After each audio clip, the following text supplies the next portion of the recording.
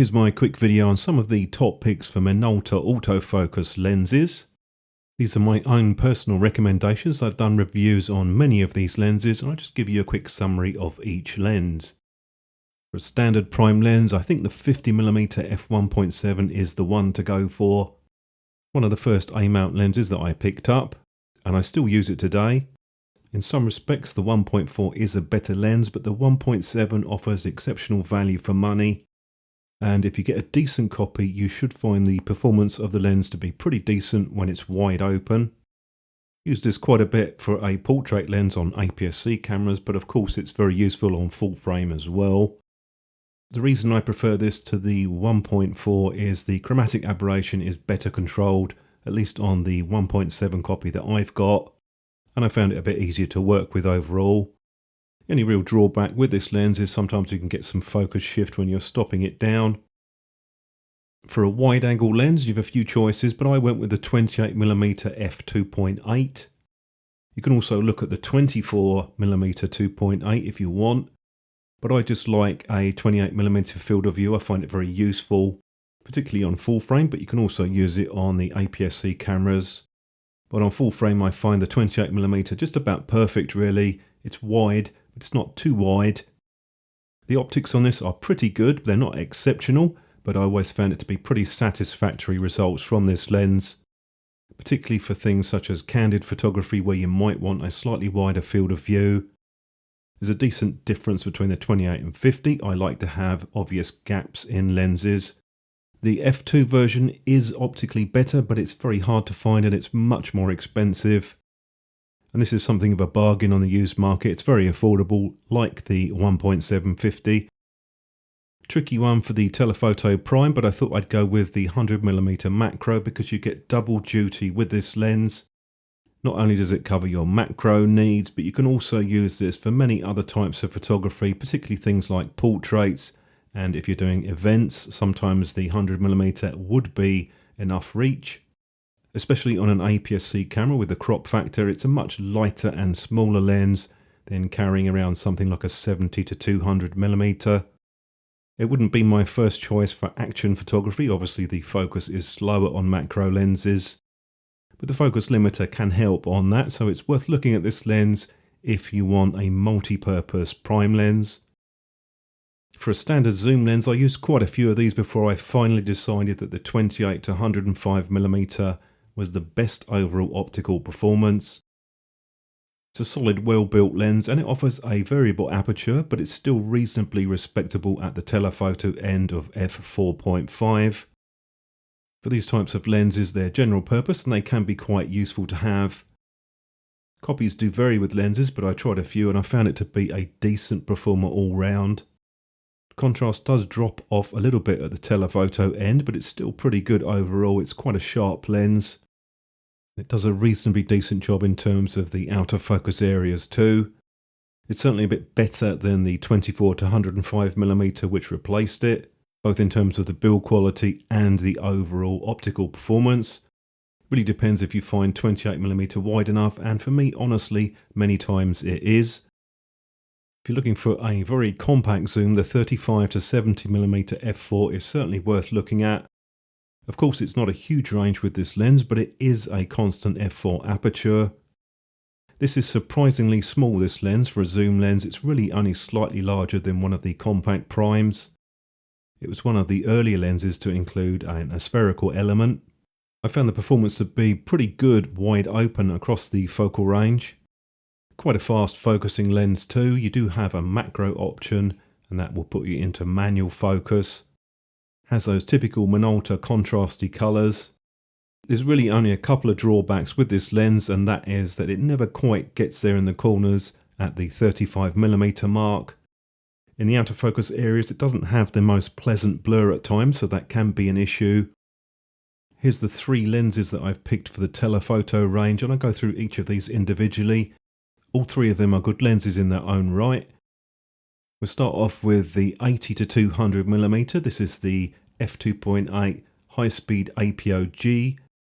There is a black one which is slower geared with the screw drive focus. You can certainly feel the torque off of this one, and the focus speed is very quick overall. I was surprised how good this lens was when I first tried it, because it is very good across the entire focal range, wide open at f2.8. If you were mostly shooting at the 200mm end, then you can also look at the 200mm prime. That is also a white lens, and that has excellent optical performance too. Very nice optics on this lens, including the autofocus areas. You can get some purple fringing, particularly in high contrast images. It doesn't focus particularly close, and the white paint job is prone to damage. But as far as the look and the optics go, it's still a very competitive lens even today. We move on to the very well known and still popular 70 to 200mm f4. This has been for quite a long time a very good bargain on the used market. Due to its size, it is essentially the same as a beer can, hence the name.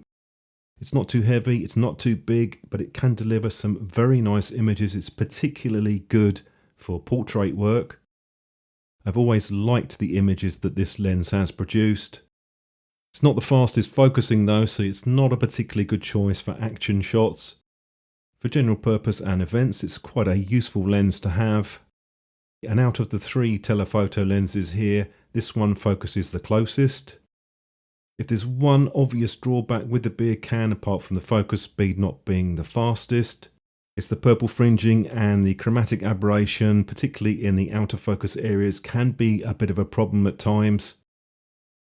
Move on now to the smallest of the three, the 100 to 200mm. This is an f4.5 lens. And just like the other two, it's a constant aperture, so we've lost a third of a stop compared to the beer can. And we've moved from 70 to 100mm, but what we've gained is a lens which is significantly smaller and lighter than the beer can.